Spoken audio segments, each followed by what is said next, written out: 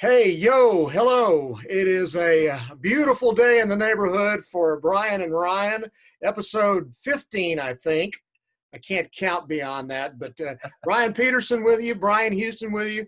Uh, First of all, Ryan, I want to tell you how much I missed having you near me, next to me, at to call a high school football game where you could not see the field on Friday night in the Fog Bowl down at Montgomery. Yeah, I felt sorry for you because that looked brutal trying to figure out who even had the ball. When I went back and listened to some of the audio, it sounded brutal too. It we're sounded talking fine. we're talking about White House and Montgomery. They were down in Montgomery. It had rained all day long, severe weather all day. Stopped raining midway first quarter, but it was still low 60s, 100% humidity, and the fog rolled in at halftime. And by the end of the ball game, well, actually by midway through the third quarter, you could not see the opposing sideline. You could not see numbers. You could not tell if a kicker made or missed the extra point because you couldn't even see the officials' hands going up. You had to turn and look at the scoreboard to see if it changed Yeah. to tell you I called a pick six that I didn't even realize the quarterback had knocked the guy out of bounds at the 2. I mean, I had no way. And the good news was I had Phil Hicks from the Tyler paper right next to me, and he was not seeing the exact same thing I was not seeing. So I didn't feel so bad, but I missed you. Thank you. I missed you. I wish I could have been there. Well, anyway, let's talk about the weekend. We first of all, Cowboys game. We both were kind of doing our day job at the same time the game was going on. What we did learn from this game, I think, mostly is that Dallas found somebody that is really much worse than they are in the Cincinnati Bengals. And the Yeah. Cowboys win it 31-7 because the Bengals fumbled the ball 3 consecutive times on 3 consecutive possessions. And the Cowboys, astonishingly enough, actually do something with it, turn it into points. And then it was just pretty much ball game by halftime. Yeah, I think the funny thing was the reaction, like the Cowboys have solved some issues, No, like beating the Bengals without Joe Burrow. Without Joe Burrow, the Bengals already weren't good with him as good as he is. They're a complete dumpster fire without him. Um, and look, the Cowboys, I would hope, could beat the Bengals. Like, are we to the point that we're celebrating a win over the Bengals? I just want to say that if Joe Burrow had played, I think Joe Burrow and the Bengals might have won that ball game. I do too. I do too. I don't think we would have been able to stop them. I don't know if the Bengals defense, would have got the stops they needed either. But it's funny though because I saw some Cowboy fans saying we're still alive in the division, Oh, and it's like, forget oh, that. good grief. Washington gets another big win with their defense. The Giants lose ugly, but then some changes in Philly and Jalen Hurts. Does he change this thing? Or do the Eagles have a chance now? If he can play somewhat solid. Hey, they beat a good team yesterday. They Yeah, beat they a just beat real, the Saints. So and that's the first good quarterback play they've had all year long. Now he's a totally different quarterback, and all I know about Jalen Hurts is I've been watching the kid for 4 years in college, 3 at Alabama and a year at Oklahoma, and he's not your classic drop back passer. He's not a great passer, but he runs really, really well. He knows how to run. The kid is incredibly strong. Go back and look at some of the Twitter videos of him doing leg presses with 500 pounds, on the bar. It's ridiculous. Um, and I do know this: he's won everywhere he's played. He's a winner. He's a leader. Um, and Carson Wentz has just completely lost all of his confidence to the point now where I'm reading about a number of teams and the Eagles trying to shop him and ship him off. That's how much done they're with him. well, and I don't know if it's going to be possible to get rid of Wentz because his cap hit is Mhm. something, was it like 50 to 60 million, I think next year. So I don't know how that's going to work. I also don't know how I mean, let's say he would win out or go 3-1, or they somehow win the division with him. I mean, how does he not get the job next year? I think you got to give it to him. Yeah, it's going to be. One other thing about that game, a crazy stat. The Saints have played 9 games the last 2 years with a backup quarterback with Breeze being out. Last night was the first game they lost. Yeah.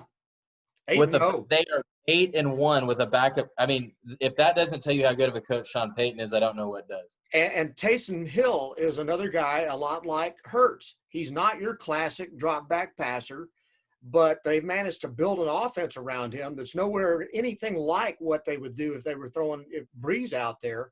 Yeah, and I don't think it's good enough to win like in the playoffs, but it's good enough to win in the regular season and keep you afloat until hopefully you can get Breeze back. Now, Hill got hurt in the ball game, and I don't know what happened. Do you?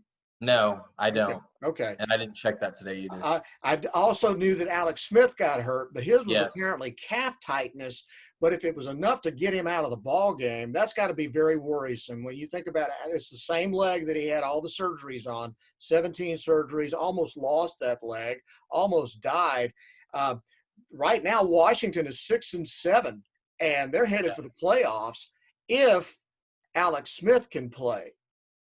But if he can't play, I don't know who Dwayne Haskins is not going to get them in the playoffs. Dwayne Haskins is going to get them beat 3 games in a row. Yeah, that's the thing. And that's why I think the Eagles actually might still be alive, because I don't know what Washington – the numbers still say statistically Washington is the favorite now to win the division. But like you said, if Smith is out, I don't know how that's going to look, because I could see them losing the rest of their games. The Giants, to me, Daniel Jones is not very good. I just don't think he is. They have a good defense, but I wouldn't feel confident in any game. And quite honestly, the Cowboys could – you look at their last 3 games, I mean, the Cowboys could win out. It is possible. I mean, I know with this team, just nothing. Stop. But look who they're playing. Look at who they're playing. No. You can't say that with Dallas. You just can't say that. I will say this. I think the Giants are a much better ball club with Colt McCoy playing quarterback. And I think they're foolish to keep running Daniel Jones out keeps there. turning the ball over. Yeah, I mean, Colt McCoy gives him the steady hand. He's not a great, you're not going to sit there and go, ooh, Colt McCoy. But the guy's a good, steady, he's like Andy Dalton. He goes out there and he gets it done. He's not turning the ball over. He's not doing all this goofy stuff. So, I just don't know. If you're trying to make the playoffs, then go for it and make the playoffs and play the guy that gives you the best chance to get in there, which to me is Colt McCoy, because Daniel Jones is kind of in over his head right now. And on top of that, I mean, poor guy. I mean, he what was it, 6 or 7 sacks last night, and probably 4 of them because he holds the ball too long. And he keeps fumbling. Yeah. So I'm going to try to find out what happened with Taysom Hill, but that's a big blow. If the Saints lose him, that means they got to go to Jameis Winston for quarterback now until they can get Drew Brees back. And it's already been said that Drew Brees is not going to be playing unless he's 100% healthy. Sean? Yeah, which I was a little surprised, because they have a matchup looming with Mahomes and the Chiefs, and they were talking about they're not going to bring him back unless he's 100%. And with that injury, I don't know if that would be until the playoffs that he would technically be 100%. So yeah, the 1 seed in the NFC is definitely going to be up for grabs. All right, I'm going to shift my gears to college football, and the most unlikely game of the entire year, a left for dead LSU football team that was down to 53 scholarship players. All of their great 5-star players have all opted out. They've quit on the team. I've changed my opinion, Ryan. I'm done. You opt out before the year. When you opt out game 8, you're a quitter. You have just bailed on your team. Okay? So Terrace Marshall, Eric Gilbert, see ya. I think you're cancers. Good riddance. Because that team that played Saturday night fought. and they were all in playing the ball game. They didn't play well, but they played hard. Well, and talk about just a crazy, crazy game. I mean, a college kicker making a 57-yard field goal, and it would have been good from probably 62. It looked like he had another 5-6 yards to spare. And he made that without being able to see the goalposts. Yeah, through the fog, through the fog.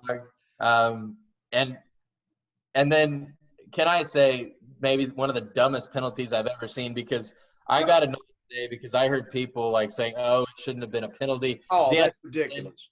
Dan Mullen acting like it should. Like, on what planet can someone take an opposing player's shoe, chuck it 20 yards, and you think you're not going to get a penalty? Well, I don't want to hear like it's a part of the game. It was raw emotion. You cannot throw the opposing player's shoe 20 yards down the field, and they deserve to lose. They did. Yeah, absolutely. I will tell you this. I really believe, first of all, I think Dan Mullen is an arrogant jerk. Okay. He was more likable when he was at Mississippi State because he was playing as an underdog. Yeah. Now in a situation where he's always favored, he's a jerk. I don't like him. I think he's arrogant. He thinks he's the smartest guy in the room. And I truly believe that he took his team into that ball game the other night saying, we don't even have to worry about this. You know, I think we're going to roll LSU. I really believe they went in that way because they didn't play Ricks. They had him warming up in pregame, the tight end. He didn't play. I mean, I really think that they thought they were just going to throw their hats out on the field and roll. And then LSU popped them in the mouth a couple of times. And it's like they went into shock. Kyle Trask is throwing interceptions. The amazing thing about that game to me, though, is that so LSU punched him in the mouth, but Florida came back. And when Florida came back, you're thinking, okay, that's it. They've woke up. They figured it out. And LSU got them again. So to me, there's zero excuse. They got beat. And then Dan Mullen already making excuses like trying to weasel their way into the playoff, whining, well, I guess we should have played fewer games. Well, how about you beat a team that is depleted with a freshman quarterback? There's no excuse to lose that game, and hats off to LSU. I'm glad LSU won because I wanted Florida to lose, and I wanted Dan Mullen to lose. His arrogance this year has been even worse. Yeah. He was like instigating his kids to fight earlier in the season. Then he puts his foot in his mouth about COVID, and then there's a COVID breakout there, and then this whole thing. Yeah, he got what he deserved this weekend. The thing that I love about it, first of all, you knew, or at least you figured in 2020, that at some point before this year was up, we were going to see some kind of playoff chaos, and that game provided it. The first time this year we've had a game where you're going, whoa, what just happened? Who won? Because listen, LSU, I'm telling you, you could not find a program that had a worse 2 weeks going into that game against Florida, and to win that ball game the way they did, as depleted as they were, to lose the starting cornerbacks in the first quarter and not have Stingley in the secondary. So you're playing with a JV team against Florida the other night, and they won the football game. One interesting question about that, did that game help or hurt A&M? Because now A&M is definitely ahead of them, but it also hurt A&M's marquee win. So it is going to be interesting to see. Do you think that will impact A&M's chances? If Florida were to beat Alabama, A&M would be out anyway, I think. I think that – here's the question. If Florida beats Alabama and they are a 2-loss SEC champion, should they get in the playoffs? Same thing goes if Notre Dame were to beat Clemson a second time. Should Clemson still be considered a playoff team? I think this year it's more likely that it would happen just because you just don't have the choices. But after that LSU game, I just don't see Florida beating Alabama. No. I think it's all a moot point. Now, maybe I'll be wrong, but I just do not see Alabama losing. I think Alabama's going to boat race them. Yeah, I would be shocked if they didn't beat them handily. So we got Alabama, number one, solid number one. And I'll be honest with you, I don't see anybody in that top four, whoever it is. I don't see anybody in the other three that's got a shot in the world of beating them. Okay. Notre Dame and Clemson. I have a hard time imagining Notre Dame beating Clemson with Trevor Lawrence and a fully healthy Clemson team. They may play really close ball game, and they may still. Now, again, let's say Clemson comes back and beats Notre Dame, but it's a competitive game. Does Notre Dame stay in the playoffs? I bet they do. I think so too. And Notre Dame gets the benefit of the doubt all the time. Yeah. No other team gets the benefit of the doubt like they do. They're the Yankees and Duke, and, you know, if you want to call the Cowboys that, used to be that way, that's true. So the fourth team then, if it's not Florida, you got Alabama, you got Notre Dame, you got Clemson. Who's the number 4 team? Ohio State or Texas A&M? I mean, A&M, if they don't lose, do they have another game or are they done? Are they going to They lost their last game. I mean, the last game went away because Ole Miss couldn't play. I don't know. And, I mean, Ohio State, I still think they're going to try to find a way to put Ohio State in there. The thing that's really bugging me about this is that I know that the Big Ten changed all their rules to make sure that Ohio State could play in the championship game. We saw the same thing happening. This is being recorded on Monday. We saw Oregon being swapped out with Washington to play in the Pac-12 game against USC. Yeah. I mean, I know it's COVID-19, but that Ohio State team has not looked dominant this year, and they've only played 5 games. 6 when you count the championship game coming up against Northwestern, okay? Yeah. I know they're going to put them in there. A&M's going to get left out, okay? But it's not right. It is not right that the Big Ten pulled the crap that they pulled, weren't going to play at all, PR forced into playing somewhat of a schedule, set it up where there was no wiggle room. They created this whole scenario, and Dan Mullen's right. As much as I don't like Dan Mullen's right. They created that entire scenario, and they're going to get a team in with 6 games.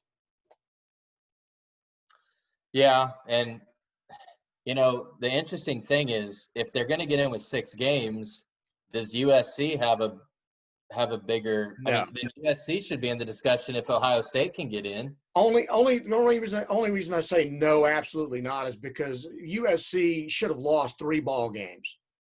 They got 3 last-second wins that they could have just as easily lost. They never looked like a dominant football team. They don't, and believe me, if USC got into the playoffs and played against Alabama, they'd get beat by 70. It would. Notre Dame might beat them by 70.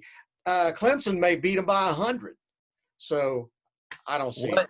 The only other team, and I don't think they will because they have 2 losses and they lost to Louisiana. But if you know, Iowa State is at 7, so Florida at 6 lost. If Iowa State, I mean, what if they won handily over Oklahoma? Do you think there's any chance? Because outside of that, there's no other answer. I say the only way that happens is if you see absolute chaos in the championship games. Let's say Florida beats Alabama by 4 touchdowns, which is not going to happen, okay? No. But let's say that did happen, okay?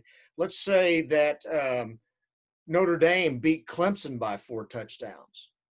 See, if Clemson loses, that's the other one, though, Brian. If Clemson loses again, they shouldn't be in. I agree. I agree.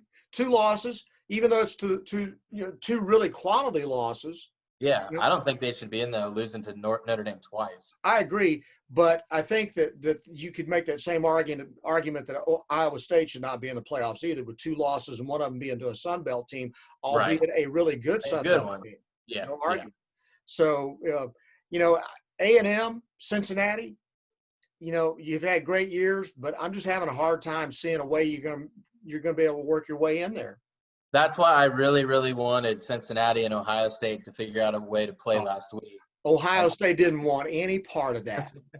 They wanted no part of that whatsoever. All right, the other thing that's happened that everybody thought was just not going to happen this year was because of COVID, we weren't going to see a bunch of coaches getting fired. And then yesterday around lunchtime, I'm just wrapping up church, and all of a sudden I get this notice on my phone that Gus Malzahn has been fired at Auburn after a big win the night before over Mississippi State. Yeah. He was dancing. Listen, I've watched SEC football for years, and I've watched these folks in Auburn. They have an inferiority complex that rivals Texas A&M's when it comes to Texas. Okay, that inferiority complex, and then when you're cross-state rivals winning 6 or 7 national championships, while you get into one national championship game in that time, and they think they ought to be Alabama. They really think that, and they got lightning in the bottle one year with Cam Newton and Gene Chizik, and the last time they'd won a national championship was back in the late 50s. Okay, so they're delusional, first of all. But I was really shocked, A, that they would fire Malzahn 2 years after giving him a heck of an extension, and now they got to pay him $21 million to just go sit on the beach. And who are you going to get that can go 3-5 against Nick Saban like he did? And, and that, again, I say this every time. I even said this during the talking about, well, who would Texas hire to replace Tom Herman? You can sit here and talk about replacing a coach all you want.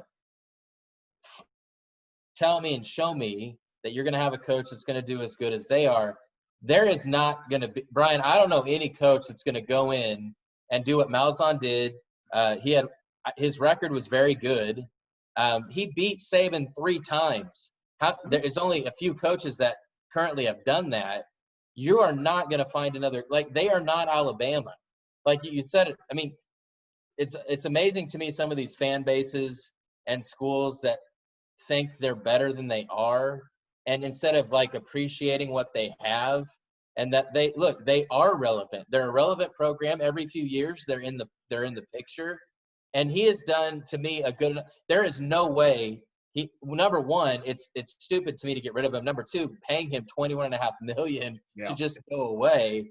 And then I don't know who you're going to hire. I had saw the list for Auburn, guys like Sarkisian, Lane Kiffin already. I'm like, he's going to bolt again after Top name on the list is Hugh Freeze, and they want him bad. They want him bad, which leads to the other thing. Art Briles resigned at Mount Vernon today, at Mount Vernon High School. Did he? I had not heard his name. His name has actually been already thrown out as being a replacement for Freeze at Liberty. Oh, wow. That would make sense. That would make sense. Hugh Freeze brings a ton of baggage. Yeah, a ton of baggage. But it feels like everyone's forgot. Like, that's the thing. It seems like people. It doesn't matter. Yeah, it doesn't matter. As long as you think you can win with him. Yeah. And Hugh Freeze beat Saban twice. Yeah. And Saban has said that Hugh Freeze was the reason that Saban finally changed his mind about offense, because he was so against no huddle tempo offense that he wanted to have rules made to stop it from going on. And then he finally changed his whole offensive philosophy. And now, man, I mean, they are air raid. They go all over the place, and they're throwing the ball 500 yards a game. It was Hugh Freeze forced that change. And Saban tried to hire him as an offensive coordinator after he got fired. But the SEC stepped in and said, I don't think so. This guy is like poison right now, So Hugh Freeze, possibly. I hear Mario Cristobal from Oregon, but that's not going to get anybody at Auburn excited. They want Hugh Freeze. Okay. Yeah.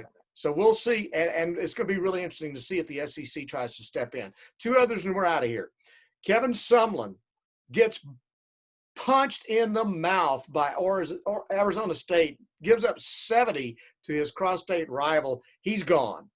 He's won, 6 games in 5 years at Arizona? I mean, I think he was 9 and 20 something. Whatever it is bad. A good record. This was a guy that was a good coach, had a good program at Houston. He had Johnny Manziel for a couple of years. I think that's where the luster came for Kevin Sumlin, and then he let Manziel get away with murder the whole time he was at A&M, and I think he lost his team because of it, and that's why things went south there. You see him being a head coach again anywhere? After as bad as it went at Arizona. I think it'll be tough. Maybe a smaller school, but I think he's going to have to go the coordinator route and maybe work his way back up. Maybe a reunion at Houston again down the line. Because I mean, he was good there, and Houston has done that before. The one that I can just sit here and laugh is Tom Herman's coming back. Last week we both said there's no way they can bring him back now. He's coming back. Hey, but he's Gus Malzahn. I mean, they every year it's this way. Every year he's on the hot seat. If he beats Alabama, they give him an extension. If he loses to Alabama, they want to fire him. They finally fired him.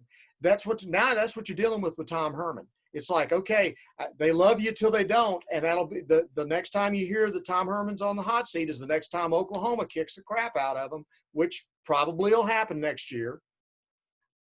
So is Ellinger going to come back again and run this one more time? What? If I was Ellinger, I would, because he's not playing pro ball. I know. So is he going to come back again? It feels like he's been there 30 years. Well, if anybody would do it, Sam Ellinger would.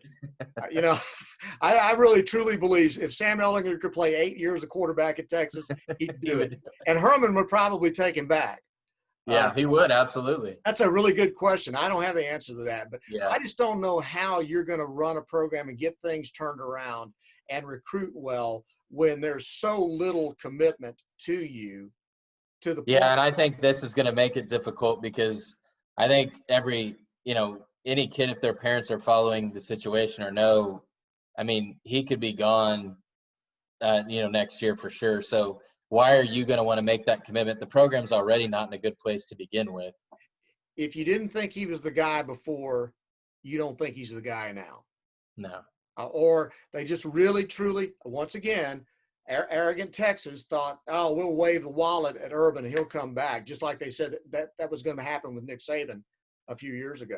And outside of him running the table next year, which ain't happening, no, we're going to be right back here talking about his replacement next year. I guarantee you we will be. All right, I know you got to go. We enjoyed talking to you guys today. Be sure and watch, share with your friends. And we look forward to visiting with you next time. Thanks very much, Ryan. Appreciate it. Yeah, thanks, brother. All right, I'm Brian Houston, Bryan and Ryan. See you on YouTube, and we'll talk to you next week.